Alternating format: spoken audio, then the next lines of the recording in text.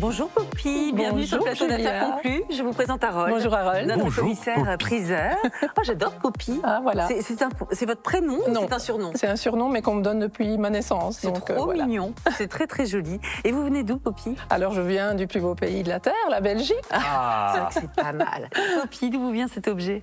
Alors c'est un objet qui était chez mes grands-parents maternelle, dont ma maman avait hérité. Et là, malheureusement, nos parents sont partis et mes frères et moi, on vit de la maison. Et il n'y en a aucun qui veut reprendre le faisan. Qui veut reprendre le faisan, oui, parce que c'est un beau faisan, très imposant. Il est très imposant, c'est un bronze de belle taille. Et alors surtout, c'est pas un faisan tout seul, puisque c'est un faisan avec un lézard. Ah, je l'ai pas vu le lézard. Et c'est formidable. Ah bon? Le petit détail du lézard là est absolument charmant. Oh, la signature est très visible. Et la signature est très visible. Dubucan. Dubucan. Alfred. Parce que Dubucan, c'est quand on fait du bruit. Voilà, c'est un autre. Et voilà, c'est Alfred Dubucan. Alfred Dubucan, donc un très grand sculpteur animalier du 19e siècle. Français ou belge? Français. Il est français. Ah oui, quand même.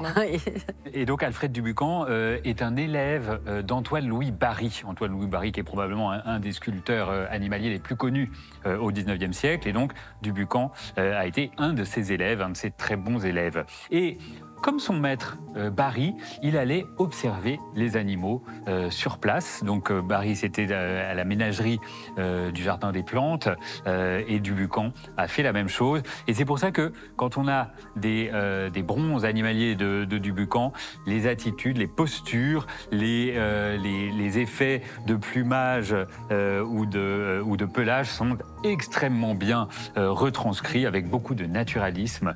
Et c'est comme ça qu'on reconnaît le savoir-faire de Dubucan. Alors ce qui est intéressant ici, c'est que donc nous avons une opposition entre un grand volatile, vous voyez, qui regarde avec un peu de condescendance vers le sol, et il regarde ce petit lézard, voilà. Tout mignon. Mais qui n'a pas l'air bien content, là. Il ouvre un large bec. La bouche, là, et on a l'impression qu'il se passe quelque chose. Hein. Il y a une scène qui se présente sous nos yeux entre ce volatile et ce reptile. Donc ça, c'est une première opposition stylistique entre les deux animaux. Et puis, il y a une opposition des patines.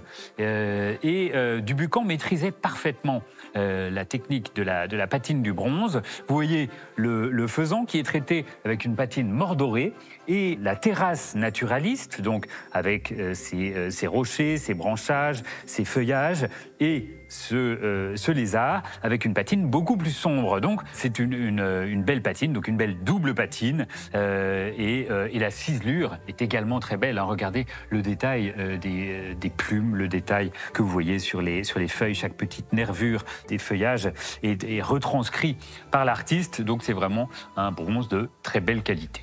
Quelle est la date précise, Harold, de fabrication? Alfred Dubucan commence à exposer à partir de 1867.